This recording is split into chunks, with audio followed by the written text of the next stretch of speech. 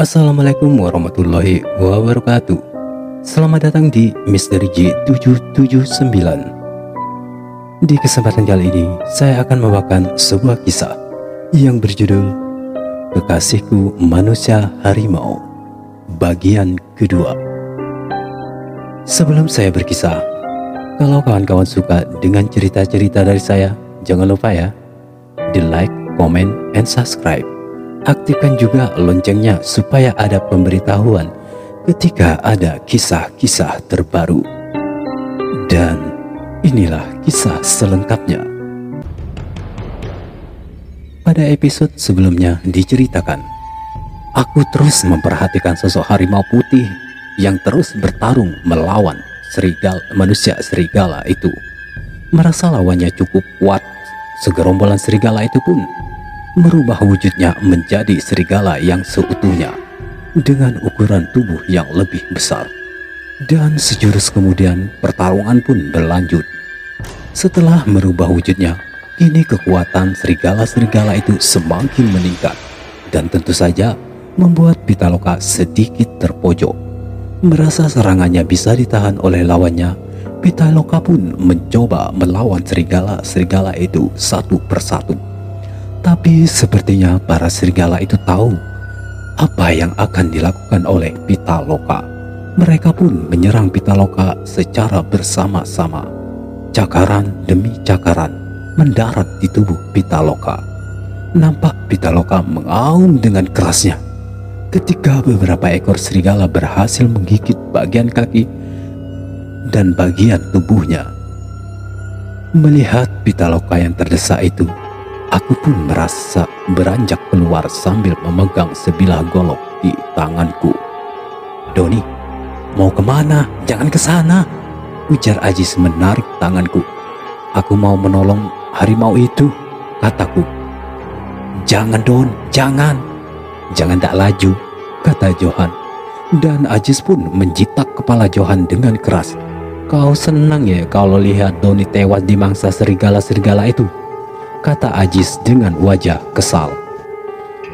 "Aduh, sakit Oon, kan cuma bercanda doang.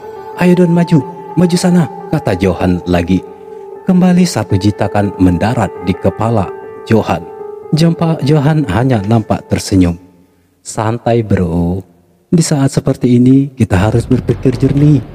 Kalau kita takut, yang ada kita nanti mati penasaran terus jadi hantu di sini. Mendingan kita tolong harimau itu. Kalaupun kita mati di tangan para serigala itu, ya kita terima nasib saja," kata Johan. Nampak Ajis berpikir keras. Entah apa yang dipikirkan olehnya. Benar juga kata Johan. Kalau harimau itu tewas, berarti kita juga bakalan tewas. Mendingan kita lawan bersama-sama saja, kataku. Semangat Ajis pun bergelora. Tanpa kami sadari dia sudah berjalan di depan kami sembari membawa sebuah golok di tangannya. "Hoi Bambang, ayo melongo wae lo," ujar Ajis sok berani. Aku dan Johan pun bergegas menyusul Ajis. Setiba di arena tarung itu, aku pun segera melompat mengibaskan golok yang ada di tanganku. Tebasan golokku yang tajam itu berhasil melukai beberapa ekor serigala itu. Kami bertiga pun segera bergegas mendekati Pitaloka yang tengah digumuli oleh serigala-serigala itu. Satu persatu serigala-serigala itu kami tebas untuk menyingkirkan dari tubuh Pitaloka. Dan usaha kami pun tak sia-sia. Serigala-serigala dapat kami singkirkan dengan mudahnya. Nampak Pitaloka bangun dengan tubuh yang penuh dengan gigitan di bagian tubuhnya. Merasa dirinya sudah sangat lemah, Pitaloka pun mengaum dengan kerasnya. Dan sejurus kemudian kembali serigala-serigala itu menyerang kami. Mendapat serangan itu, tentu saja aku, Ajis serta Johan sangatlah kelabakan. Serigala-serigala itu melompat dengan cepat ke arah kami. Dan secepat kilat aku pun melayangkan tebasan golokku. Prak! Gala itu pun berhasil mengenai tubuh serigala itu. Tapi tanpa kusadari, dari sisi lain beberapa serigala dengan cepat menyerangku. Dan tentu saja mendapat serangan mendadak itu, aku pun kewalahan, sehingga golokku pun terjatuh. Sementara itu Johan dan Ajis terus melawan gerombolan-gerombolan serigala itu. Nasib mereka pun sepertinya sama denganku. Ketika serigala-serigala akan menggigit tubuhku, Pitaloka pun secepat kilat menggigit dan mencakar serigala-serigala itu. Dan kembali lagi tubuh Pitaloka menjadi bulan-bulanan serigala yang buas itu. Dalam keadaan yang genting itu, tiba-tiba dari arah semak-semak yang gelap muncullah seekor serigala besar yang bermata merah. Nah sudah, mati kita Teng di hutan ini. Raja siluman itu sudah datang, kata Ajis. Dan serigala putih itu pun melompat ke arah Pitaloka. Dan sejurus kemudian serigala putih itu pun menyerang para serigala-serigala yang berada di sekitar Pitaloka. Dengan mudahnya, serigala putih itu menggigit dan melemparkan serigala itu ke arah batu yang besar hingga brek. Tubuh serigala itu pun terkapar di atas batu. Aku dan Johan serta Ajis menyaksikan dengan takjub tanpa kami sadari. Beberapa ekor serigala telah bersiap menyerang kami. Dan sret, kuku serigala yang tajam itu berhasil mengoyak-ngoyak kulit kami. Bahkan tanpa kami sadari, bagian kakiku pun sudah digigit oleh 2 ekor serigala. Di malam yang gelap gulita itu, tentu saja jarak pandang kami pun sangatlah terbatas. Tanpa aku sadari, sudah ada beberapa ekor serigala yang menggigit tubuhku. Dan sejurus kemudian, aku pun merasakan kepalaku terasa berat dan tenagaku pun seperti hilang. Ambruklah tubuhku di tengah hutan yang gelap itu. Sementara itu di sisi lain, nampak Pitaloka sudah bangun dan berdiri dengan gagahnya. Terima kasih Panglima Jiwo. Kamu tolong selamatkan ketiga manusia itu. Siluman-siluman ini biar aku saja yang hadapi, kata Pitaloka. Baiklah Pitaloka, tapi kau harus waspada. Para siluman ini sangatlah licik, kata Panglima Jiwo. Baik Panglima, cepat tolonglah mereka, ujar Pitaloka. Dan Panglima Jiwo pun berlalu menuju ke arah Johan dan Ajis. Setiba di dekat Ajis, Panglima Jiwo pun segera menyingkirkan para siluman serigala itu. Ajis pun merasa tenang. Ia pun segera berlalu dan menolong Johan. Selang beberapa saat, Ajis dan Johan pun bingung karena di sekitar mereka tak bisa menemukan diriku. Dan sejurus kemudian, semua sosok itu pun pergi menghilang dalam gelapnya malam. Pitaloka pun sudah berubah menjadi manusia biasa. Begitupun dengan Panglima Jiwo. Kami berempat nampak bingung karena tak menemukan diriku. Nampak Ajis dan Johan berjalan di sekeliling dengan menahan rasa sakit yang teramat sangat. Nampak di tubuh mereka bekas cakaran dan gigitan-gigitan siluman serigala itu. Dan beberapa saat kemudian ambruklah tubuh Ajis dan Johan. Nampaknya mereka kena racun serigala-serigala itu, kata Panglima. Maksud Panglima apa? Tanya Pitaloka. Mereka itu manusia biasa. Kalau kena gigitan siluman serigala itu, maka akan berakibat fatal kalau tidak segera diobati, kata Panglima Jiwo. Panglima, tolong bawalah kedua manusia ini ke puncak Gunung Dimpu. Minta tolonglah kepada ayah untuk mengobati mereka. Aku akan mencari manusia yang satunya lagi, kata Pitaloka. Pitaloka, untuk apa engkau mempertaruhkan nyawamu demi manusia-manusia itu? Tanya Panglima Jiwo. Panglima, Mereka bertiga pernah menyelamatkan aku dan ibuku dari jeratan pemburu-pemburu liar. Berkat mereka bertiga lah sampai sekarang kami bisa hidup, jelas Pitaloka. Baiklah Pitaloka, aku akan membawa kedua manusia ini ke atas Gunung Dimpu. Ingat, kamu harus hati-hati, nanti aku akan menyusul kamu, kata Panglima Jiwo. Baiklah Panglima, sebaiknya segera bawa kedua orang ini, ujar Pitaloka. Dan sejurus kemudian Pitaloka pun merubah dirinya menjadi harimau putih dan berlari dengan kencang menembus gelapnya malam. Sementara itu di sisi lain, tubuh yang penuh luka akibat serangan manusia serigala itu pun diletakkan begitu saja di atas batu oleh manusia serigala itu. Nampak di sana ada seorang wanita cantik tengah duduk di atas singgasana yang terbuat dari batu yang besar. Nampak singgasana itu dihiasi oleh batu-batu yang berwarna-warni yang begitu indahnya. Tetapi tetap saja di mataku, wanita itu lebih indah daripada singgasananya. Bagus. Tugas kalian sudah selesai. Sekarang rawat dan obati manusia itu, karena beberapa pekan lagi ritual akan kita lakukan. Apakah manusia itu masih berjaka? Kata Ratu Serigala. Dan sejurus kemudian, salah satu manusia serigala itu pun mengendus-endus tubuhku. Ratu, sepertinya manusia ini masih berjaka, kata prajurit itu. Bagus. Cepat bawa dia ke ruangan pengobatan. Ingat, perlakukan dengan baik, kata Ratu Serigala. Sementara itu di sisi lain, nampak Panglima Jiwo sudah tiba di puncak Gunung Dimpu. Datuk Raja Langit nampak heran melihat Panglima Jiwo membawa dua orang yang terluka parah.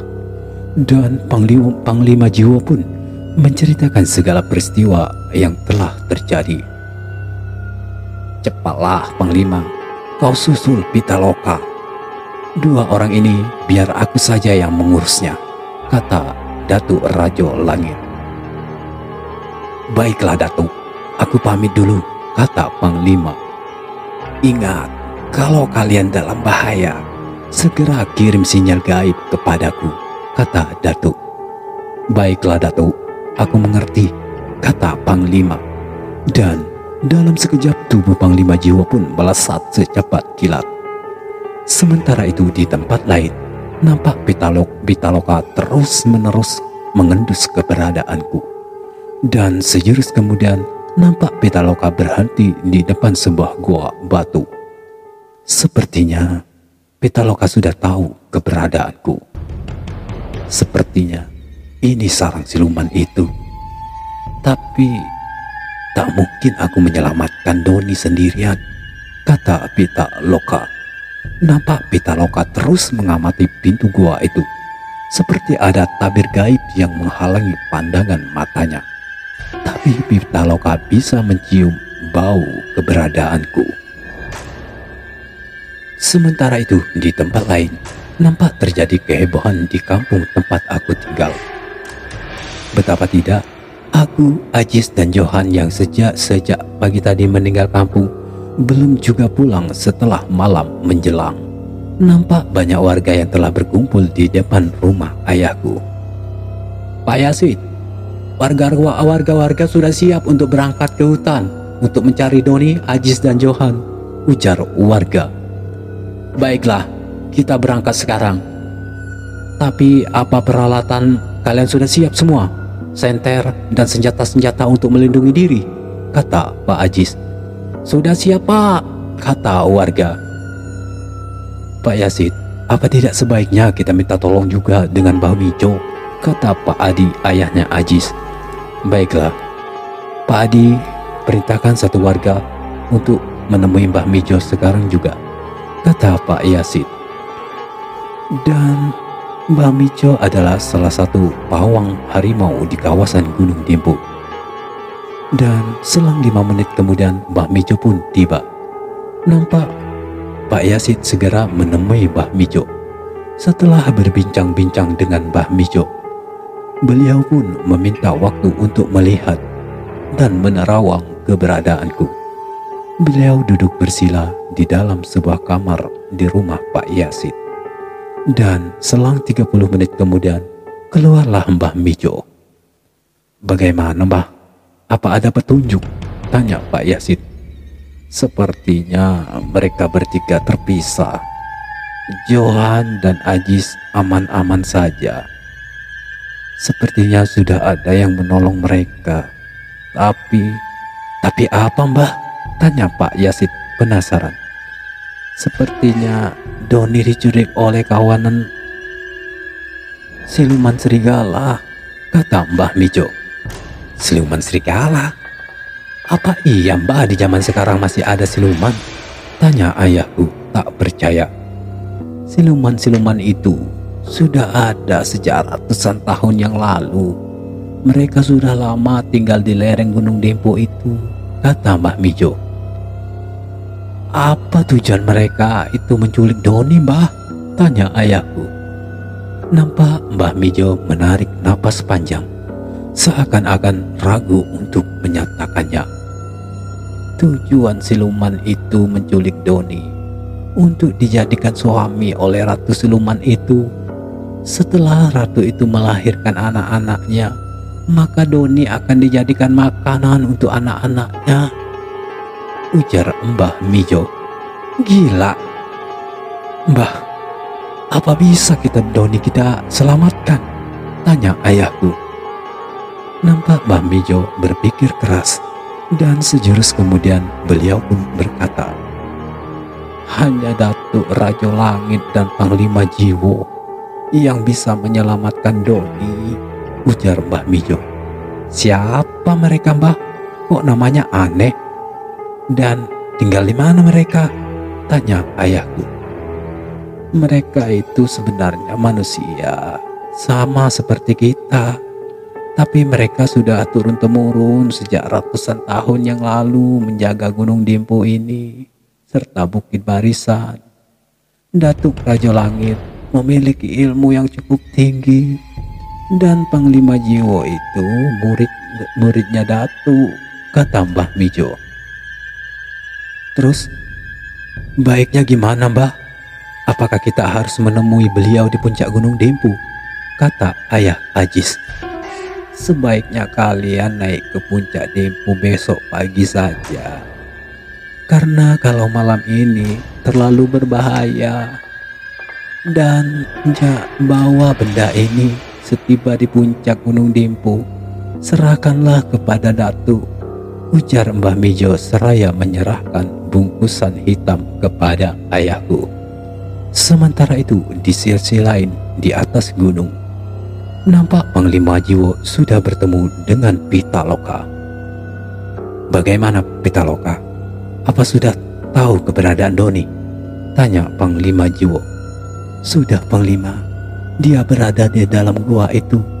Sepertinya ada kekuatan gaib yang menghalangi pintu masuk ke gua itu," kata Pitaloka. "Sebaiknya kita ke puncak dulu menemui Datuk. Kita minta petunjuk beliau, karena siluman ini bukan siluman sembarangan," kata Panglima Jiwo. "Baiklah, Datuk." Dan Pitaloka dan Panglima Jiwo pun melesat dengan cepat ke atas puncak Gunung Dempo.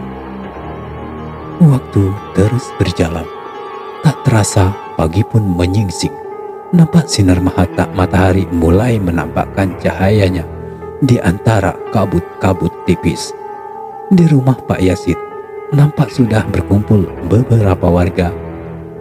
Dan setelah dirasa semua siap, mereka pun segera berlalu menuju ke puncak Gunung Dempo.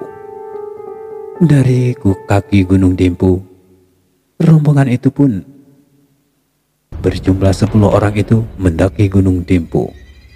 Ketika hari hampir gelap, akhirnya mereka pun sampai di puncak Gunung Dempo. Nampak Datuk Raja Langit, Pitaloka, serta Panglima Jiwo sudah menanti mereka Sepertinya mereka sudah tahu kalau bakalan ada tamu yang datang. Ketika rombongan Pak Yasid tiba di puncak Gunung Dempo, mereka pun segera menuju ke sebuah bangunan sederhana yang terbuat dari kayu. Setelah berucap salam, "Assalamualaikum, maaf Ki, benarkah ini tempat kediamannya Datuk Rajo Langit?" tanya Pak Yasid. "Benar, ayo silakan masuk. Sepertinya kalian lelah. Istirahatlah dulu di dalam gubuk Datuk ini," kata Datuk Rajo Langit. Setiba di dalam ruangan yang sederhana itu, nampak Pak Yasid dan warga-warga itu pun kaget ketika melihat dua sosok yang ada di ruangan itu.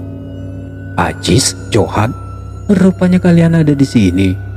Bagaimana nak keadaan kalian? Apakah kalian sudah sehat?" tanya ayah Ajis. "Sehat ayah, berkat pertolongan keluarga Datuk. Tapi Doni hilang, entah bagaimana nasibnya," kata Ajis. Oh iya,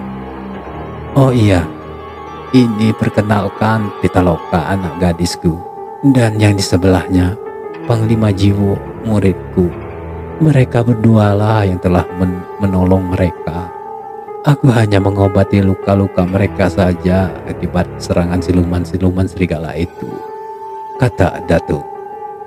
Dan sejurus kemudian nampak Pak Yasid mengeluarkan sesuatu dari saku jaketnya.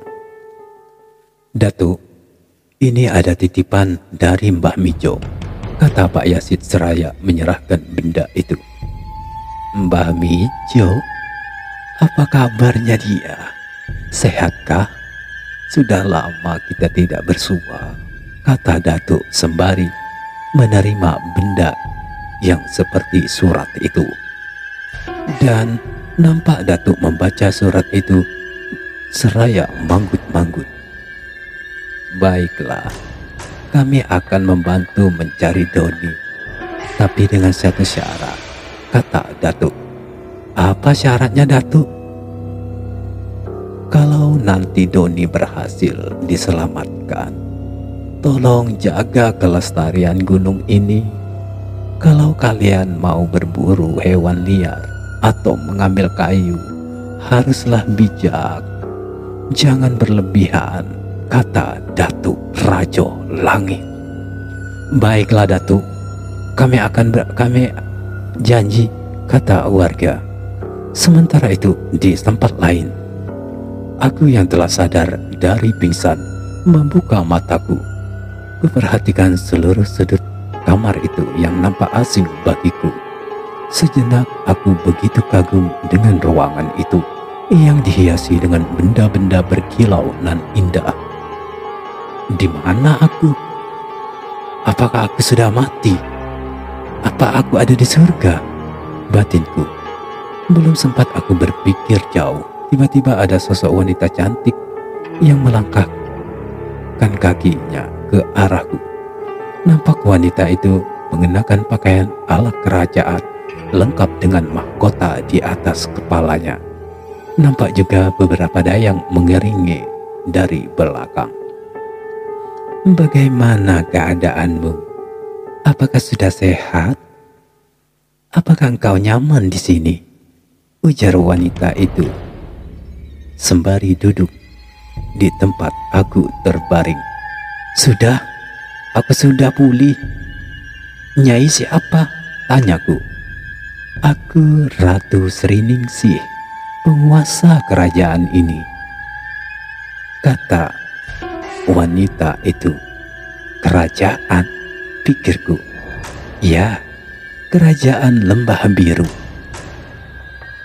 Kamu kami selamatkan dari para siluman serigala itu," kata Ratu Sriningsih. "Oh begitu. Oh ya, terima kasih sekali lagi ya Ratu," ujarku. "Sekarang kau istirahatlah dulu. Nanti setelah kau benar-benar pulih, kami akan menghantarkan kau pulang ke kampungmu," ujar Ratu Sriningsih. "Oh baiklah Ratu, sekali lagi terima kasih ya." Waktu terus berlalu Tak terasa sudah 3 hari. Kondisiku pun sudah benar-benar pulih, dan aku pun berjalan-jalan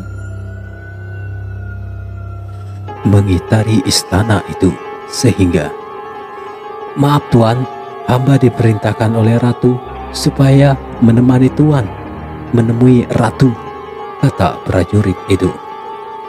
"Baiklah, mari antarkan saya," jawabku. Dan kami pun berlalu menemui sang ratu. Setiba di sebuah kamar, nampak sang ratu serigala itu sudah menunggu. Nampak dia tengah berbaring-baring di atas tempat tidur dengan busana yang sangat tipis. "Kemarilah Doni," kata ratu itu. Melihat sang ratu tersenyum manis seraya merayuku, aku pun hanya terdiam. Terasa ada kekuatan yang selalu mendorongku untuk mendekatinya. Tetapi di sisi lain, seperti ada kekuatan yang melarangku untuk mendekatinya. Kedua kekuatan itu seakan-akan bertarung di dalam pikiranku. Melihat aku yang hanya diam terpaku, tanpa ekspresi itu, tentu saja membuat Ratu Serigala itu sedikit murka. "Siapa yang berani ikut campur dengan urusanku?" kata Ratu Serigala menahan amarah. Dan sejenak kemudian terdengar suara kegaduhan di luar istana siluman itu. Dan sejenak kemudian nampak prajurit datang menemui sang ratu. "Ada apa prajurit?" kata sang ratu. "Ampun Ratu, ada serombongan harimau dan manusia yang menyerang kemari," kata prajurit itu. Dan dalam sekejap wajah Ratu Serigala itu nampak murka menahan amarahnya. "Cepat kurung manusia ini," kata ratu. "Baik Ratu," kata prajurit itu. Dan Ratu Serigala pun dengan secepat kilat menuju ke luar istana. Dan di sana nampak prajurit dari Ratu Sriningsih itu sudah berguguran di luar istana.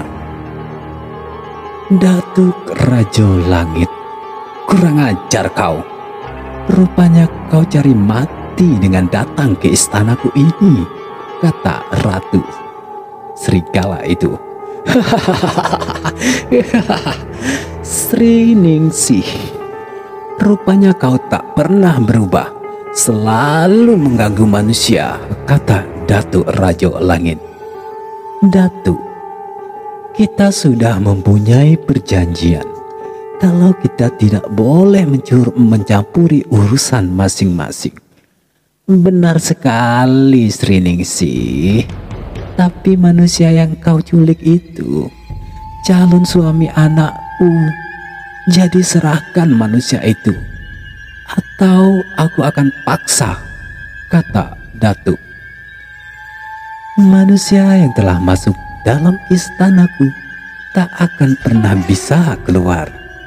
Aku telah memilihnya untuk menjadikannya menjadi suamiku untuk mendapatkan keturunan-keturunan," kata Ratu Serigala. "Baiklah kalau begitu. Sepertinya aku akan bertindak kasar padamu," kata Datuk. "Oh, silakan Datuk. Dengan senang hati aku akan melayani engkau, wahai harimau," kata Ratu Serigala. Dan bersambung. Mampukah Datuk Rajo Langit mengalahkan Ratu Sriningsih itu? Bagaimana dengan... Temukan jawabannya di Misteri J779. Dan sampai jumpa di kisah-kisah selanjutnya. Wassalam.